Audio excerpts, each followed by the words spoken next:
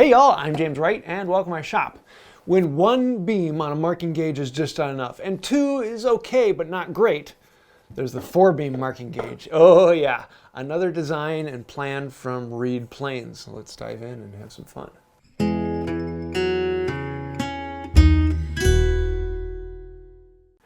So you've all seen a marking gauge. It has one beam, and then you see some that have 2 beams. You've also seen scratch stocks.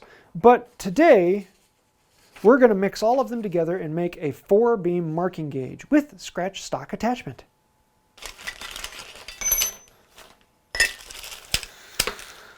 Oh yeah, another Wright Plnes kit. This one's going to be fun.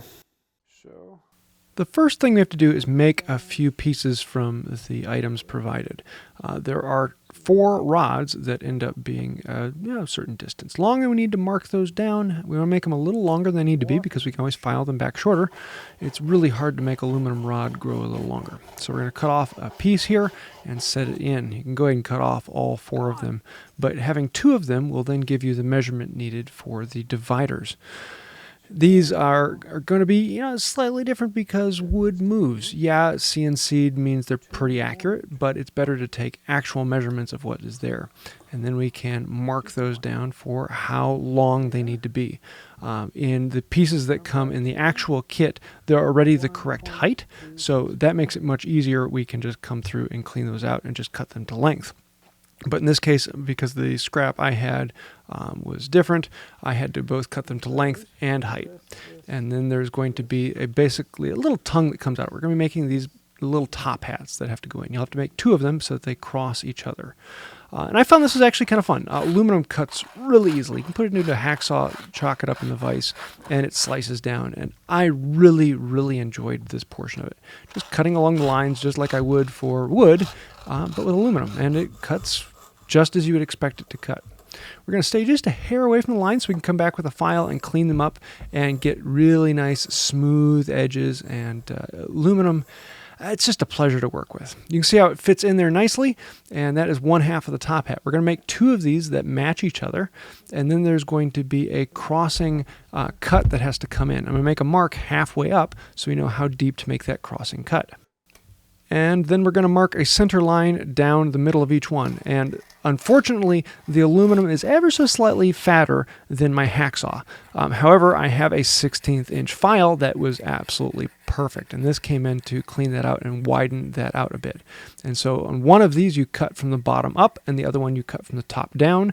And then the 2 of them will intersect in the middle of it. The other thing we have to make are 4 little L pieces. Unfortunately, there is no L channel, so we're going to be making them out of this square channel.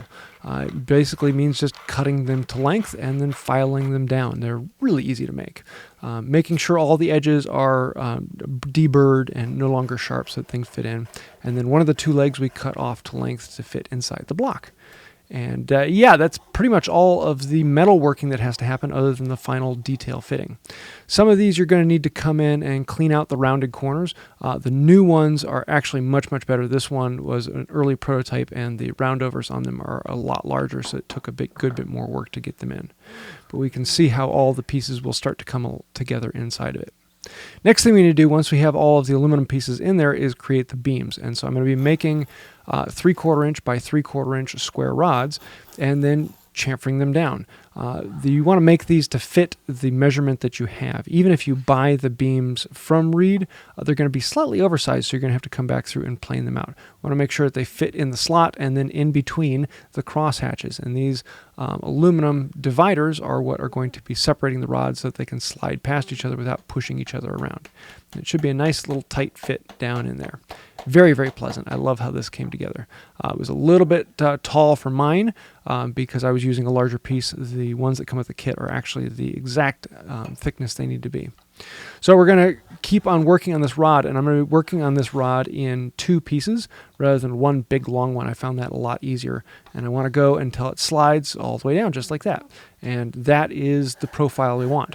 And then with that rod done, we can cut it to length. Basically, you're turning a square into a diamond shape. You're keeping one of the corners and chamfering off the 3 other corners. We want to chamfer all the edges so that it slides in and out easily. Sticks, really easy to make. But if you don't want to or don't trust yourself in the profile, Reed is also offering pre-made cherry. So that, as well as they come with some more hardware so you can actually turn these into a scratch stock. So yeah, you don't have to do that, but you can. If you don't trust yourself, then these sticks actually work really well. They come ever so slightly larger than they need to be, so it's just 1 or 2 passes. I think on one of them I had to take 3 passes before it fit in there, but it worked out really well. We also need to make the cutters. Those don't come with the kit, and so I'm cutting up an old saw, and you have to be careful with the tin snips. Things pop off, but they can be shaped down really easily. Put them in a hand screw and then clamp the hand screw in the vise, and you can cut them down into a diamond tip or a rounded tip or any shape you want. I have them in several different ones so I can experiment with them and find out the ones I want. And then you can cut a bevel on them with the file, and if you really want to, you can sharpen them up, but the file actually does really good to give you that nice sharp edge. See, on this one we're doing the rounded edge, and so far I think I like the rounded edge a little bit more on these. And next we need to drill some holes to attach these onto the ends of the rods. I found putting them in the vise, you had to be a little careful with it. They kind of slid out, but eventually I found a spot that they had held it really nicely, and we can come in and drill them out. Yeah, in this case I'm going to be using the Demon Yellow Brace just because it's efficient and works well at this, and especially when drilling metal, it's nice to be able to just do it and be done with it. Drilling a hole that is ever so slightly larger than the screws provided, and then we can center punch on this. And initially the idea was you just screw it into the end. However, I found it would be better to actually recess the cutter into the face just a little bit to stop it from turning. So I'm going to sharpen up a chisel and come through and recess it down just a hair. And then we can drill into the end for the threaded insert. You want to make sure that this hole is ever so slightly larger than what is spec'd because it's in a very delicate piece and it'd be very easy for this to split out. So making the hole just ever so slightly oversized so that the threads still have something to grab onto but turn in nicely. The threaded inserts that are provided actually work really well with the Allen ends in there. They run in very, very nicely. I was very pleased with how these sunk in. And then there's an Allen screw that comes into the end and holds the cutter on there. Really simple end and works very well, especially with having them inset a little bit so that they don't twist and turn. I was very, very pleased with how these came out. And there are a bunch of different designs you can use for heads on them. The plans actually go into that a good bit with a couple different shapes and ideas. The other idea is you could relatively easily turn one end into a scratch stock. And in this case, I'm going to put the scratch stock on the opposite side just for the fun of experimenting with it. And with the scratch stock, it's a piece of, well, saw stock. And I'm going to make a mark in the middle. On this one, I'm actually going to turn it into a beading tool. So I'm going to use a rat tail to make the shape in the middle, and then with a mill file come back and give me the 2 prongs on either side. The problem is we need this to fit in there and stay in. Now if you buy the kit that comes with the beams, it comes with the extra hardware to put that in so that you can drill through and put a threaded rod, a threaded insert on one side and a bolt to go through and clamp it together. Whenever working with the threaded insert, make sure you test it ahead of time, even if it's perfectly spec'd out. Especially in these small pieces, you're going to want to make it a little larger than it needs to be so that you're not completely splitting it out. So drill in through one side for the threaded insert, and then from the other side you get the screw. Yeah, I popped off a little piece, and so I had to super glue it back on and then put a clamp on to hold it so I didn't run it out. You need to be careful with the little pieces. So you can put in the threaded insert on one side. It doesn't quite go all the way through, so we're going to file it off flat, put the screw in from the other side, and that will actually clamp the scratch stock in place. You can smooth it out and shape it by just filing it down to shape, and then trim the ends, and you've got yourself a scratch stock. I'm probably going to have a few videos about what exactly is a scratch stock coming up because I'm sure there are quite a few questions on that. Basically, it's a small routering profile that is really easy to make. Now we're going to go back to the head, and we need to do all of the final fit up on this to get the hardware to actually fit into it. We need to drill out for the threaded inserts into the sides. This will allow the set screws to go through and lock down onto the beam. And so on all 4 sides, we're going to drill in and then put in a threaded insert. And I experimented with coming from the inside out, and I found it was actually better to do them on the outside in. And one of these, I ended up making the hole too small to experiment it, and it actually cracked the wood. You'll see it later on in the video when it's on. I repaired it, but found out, yeah, with these ones as well, make the hole a little bit small, a little bit larger than it needs to be, so that there's space for it. It's easier to clamp them up and then drill them in from the outside. They will be a little bit taller than they need to be, so you can come in with a rasp and file and smooth them out to the surface. And here's where you can actually start doing some of the smoothing and detailing needed to do it. The rasp gets it down to the surface, and then the file comes through and cleans it out. On the other side here, we can start putting in the pieces and shortening those up. I left these arms just a little longer than they need to be so that they would run into the round pegs that would go in the holes, but needed to trim them up just a hair more.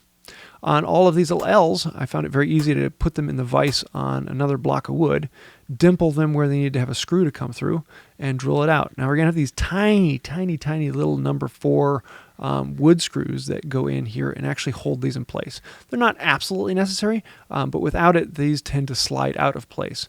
And then we can countersink them so that they then fit in. You can see how this will work where the set screw comes on the side that holds the beam in, and then that L comes through. You can see it underneath my thumb with a small wood screw to hold it in place. Always pre-drill when using wood screws, so we're just going to pre-drill in just a little bit, and then the screw comes in. These are absolutely tiny little things. They don't need to be much. They just need to go in flush, and they hold that plate in so it doesn't slide in and out. This also provides a bearing surface so you can run along it.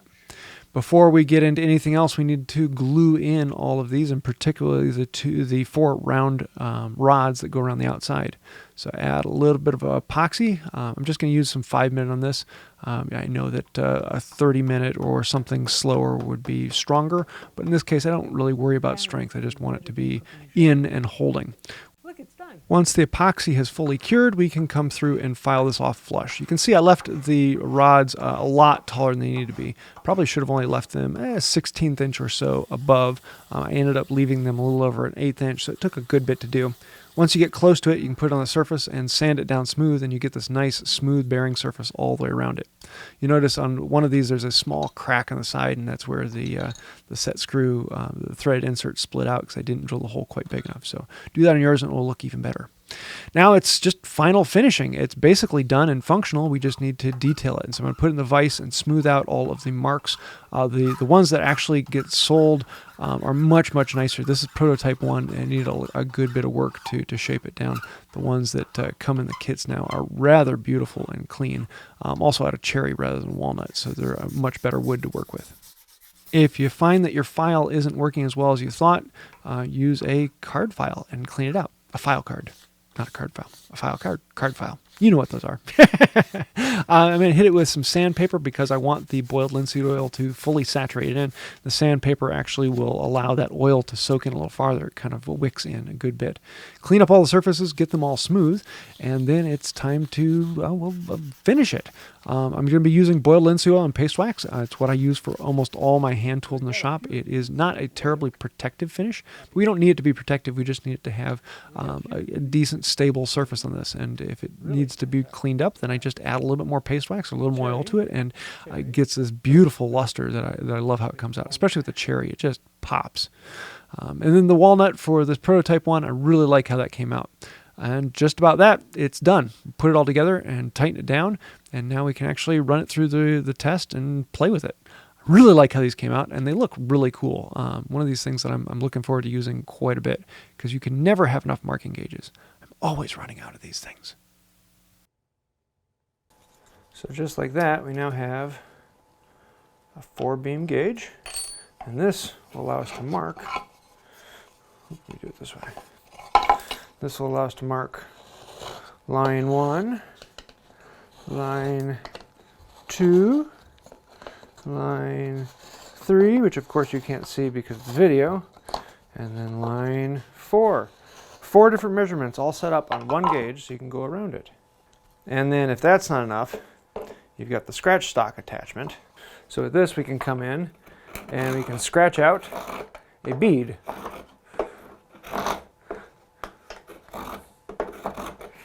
And you see how that gives you that perfect little bead. So there's probably going to be a few questions that come up about this, and there are some interesting things that had to be worked out when we were doing the design of this. Jeff did a really, really cool job of making this as small and as compact as possible. And so the decision was made to use set screws that you have to use an Allen key for. And the reason being is it just makes it grabbable. It's something you can hold on to and mark the way you're supposed to. You can put in thumb screws, and they work just as well. The problem is now this thing gets really, really big, and it's just really clunky. And so because of that, it's hard to hold on to with all of those screws on it. So we really like the set screw style. So the kits that come with the set screws. But if you want to order outside, you can get just standard 1/4 20 thumb screws and put them in there. But I really like the simplicity and the look of it without that. It just looks that much cleaner.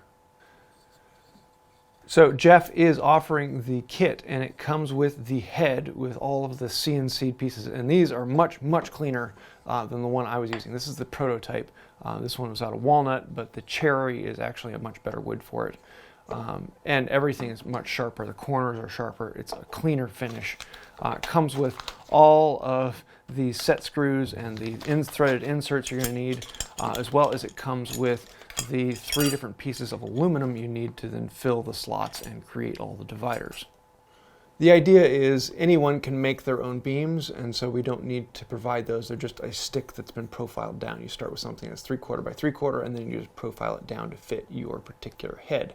But if you really want those, Jeff is also selling the beam kit, and so this is a separate thing. You can buy a set of 4 beams that are really closely profiled. They will run through a router. They will need to be cleaned up. You'll have to do a couple passes on each side, but they are very, very close to the finished profile. And then these also come with a set of 4 small inserts and screws, so you can turn the back of these into a scratch stock. So you could have 4 scratch stocks and 4 heads on them.